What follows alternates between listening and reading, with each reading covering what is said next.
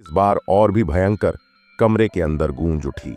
सब के सब कांपने लगे और फिर अचानक कमरे का दरवाजा बंद हो गया। चारों ओर सन्नाटा था।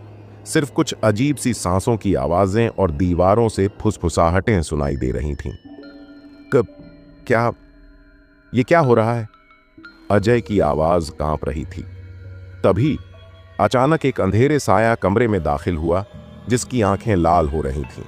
वह साया धीरे धीरे उनके पास बढ़ने लगा। विनीत ने उसकी ओर देखा और उसकी आंखों में दर्द और खून की तेज चमक देखी। ये साया एक इंसान का नहीं, बल्कि किसी और का रूप था। वह जैसे दीवारों से निकलकर उनकी ओर बढ़ रहा था। विनीत की आंखों के सामने वह शख्स पूरी तरह से उभर आया। ये वही इस बार और भी भयंकर कमरे के अंदर गूंज उठी। सब के सब कांपने लगे और फिर अचानक कमरे का दरवाजा बंद हो गया। चारों ओर सन्नाटा था। सिर्फ कुछ अजीब सी सांसों की आवाजें और दीवारों से फुसफुसाहटें सुनाई दे रही थीं। कब क्या ये क्या हो रहा है?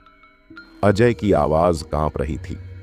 तभी अचानक एक अंधेरे साया कमरे में दाखिल हुआ, जिसकी आंखें लाल हो रही थीं। वह साया धीरे धीरे उनके पास बढ़ने लगा। विनीत ने उसकी ओर देखा और उसकी आंखों में दर्द और खून की तेज चमक देखी। ये साया एक इंसान का नहीं, बल्कि किसी और का रूप था। वह जैसे दीवारों से निकलकर उनकी ओर बढ़ रहा था। विनीत की आंखों के सामने वह शख्स पूरी तरह से उभर आया। ये वही